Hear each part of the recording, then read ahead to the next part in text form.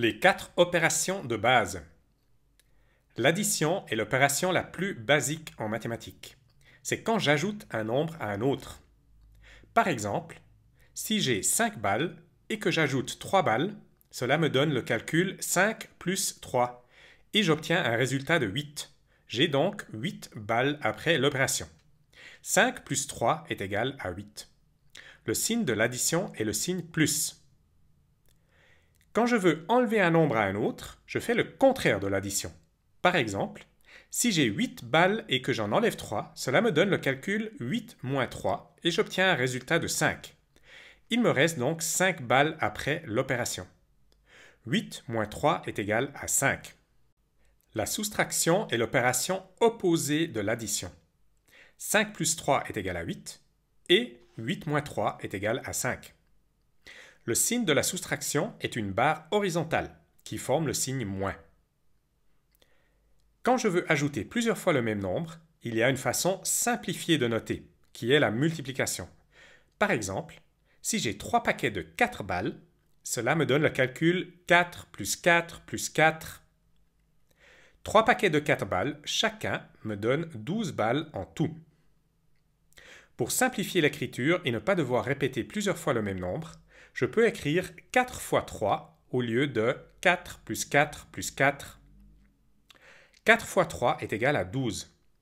La multiplication est une façon simplifiée d'écrire une addition avec plusieurs fois le même nombre.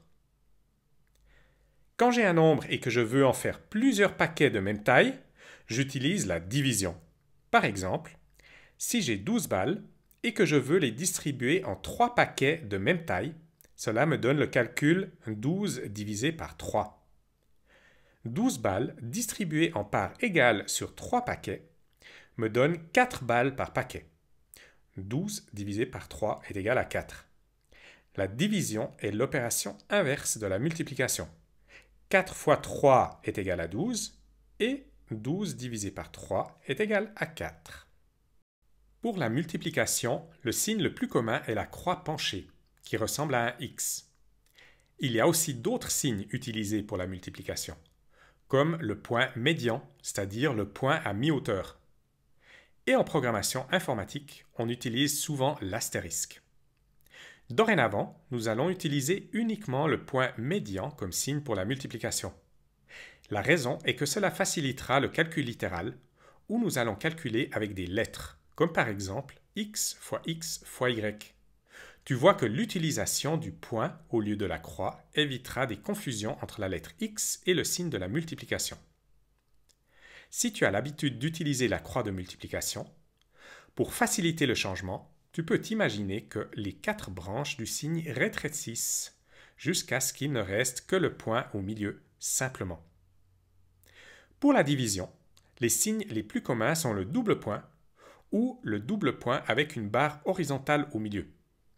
D'autres façons de noter la division sont la barre oblique ou la barre de fraction.